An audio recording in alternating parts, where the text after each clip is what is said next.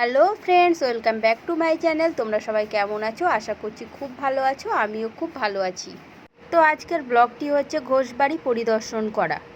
ঘোষবাড়ি বলতে হ্যাঁ, এটা ঠিক যে এটা ঘোষবাবুর বাড়ি, কিন্তু এই ঘোষবাড়িটাকে ইনি এখন তিলে তিলে আস্তে আস্তে সকলের বাড়ি ঘোষবাড়ি করে তুলেছেন, যেখানে আমরা নির্দ্বিধায় নিঃসংকোচে কিছুটা সময় হেসে খেলে কাটিয়ে দিতেই পারি।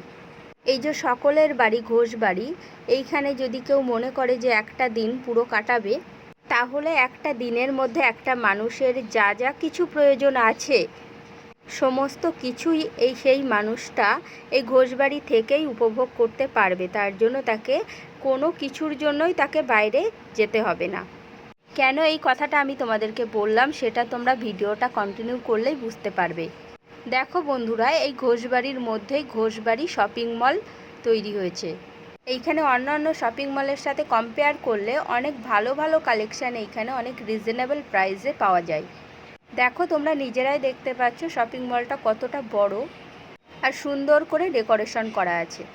আমরা যেহেতু ঘোষবাড়িতে ঘুরতে গেছিলাম, তাই জন্য কালেকশানগুলো একটু একসাথে দেখে নিলাম। ঘোষবাড়ি এরিয়াটা খুব বড় বন্ধুরা, এইখানে তোমরা সমস্ত কিছু ফেসিলিটি পেয়ে যাবে। আমার তো এইখানে আসলে মন ভালো হয়ে যায়। সুযোগ পেলে বন্ধুরা তোমরাও এসে একটু ঘুরে যেও, ঘোষবাড়ি পরিদর্শন করে যেও।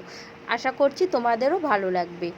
তো মলের মধ্যে কিছুক্ষণ ঘুরে তারপর বেরিয়ে এলাম মল থেকে।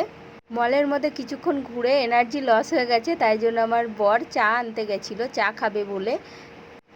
মাটির ভাঁড়ে চা খাওয়ার মজাই আলাদা। আমার তো খুব ভালো লাগে, আমি বাইরে বেরোলেই মাটির ভাঁড়ে করে চা খাই। খোলা আকাশের নিচে বসে মাটির ভাঁড়ে চা খেতে বেশ ভালোই লাগে।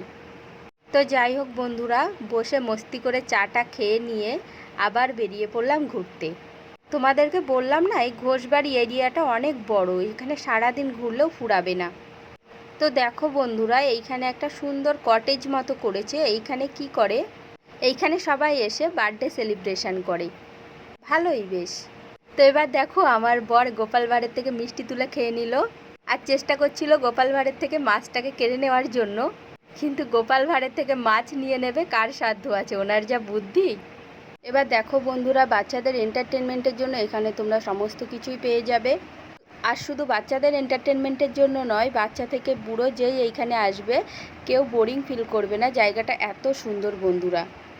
এই যে এত বড় এরিয়াতে প্রবেশ করতে গেলে কিন্তু কোনো টিকিট মূল্য নেই বন্ধুরা। রোজ হাজার হাজার মানুষ এইখানে ফ্রিতে এসে এইখানে সুন্দর মনোরম পরিবেশটা উপভোগ করে যাচ্ছে।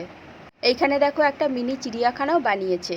চলে এসেছি একদম শেষ প্রান্তে। তো শেষ প্রান্তে বোটিং সিস্টেমও আছে, মানে সমস্ত কিছুই তোমরা এখানে এসে উপভোগ করতে পারবে। এইখানে জানো তো বন্ধুরা, গরিবের হাট বলে একটা মার্কেটও আছে। সেই মার্কেটে মুদিখানা, সবজি, কসমেটিক্স যাবতীয় সব কিছুই পাওয়া যায় অনেক রিজনেবল প্রাইসে।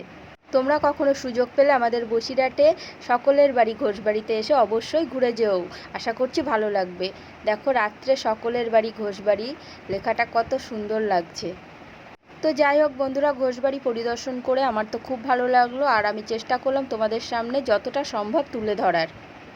তোমরা প্লিজ ভিডিওটি প্রথম থেকে শেষ পর্যন্ত দেখো, কেউ স্কিপ করে যেও না। ভালো লাগলে প্লিজ লাইক করে দিও, পাশে থেকো।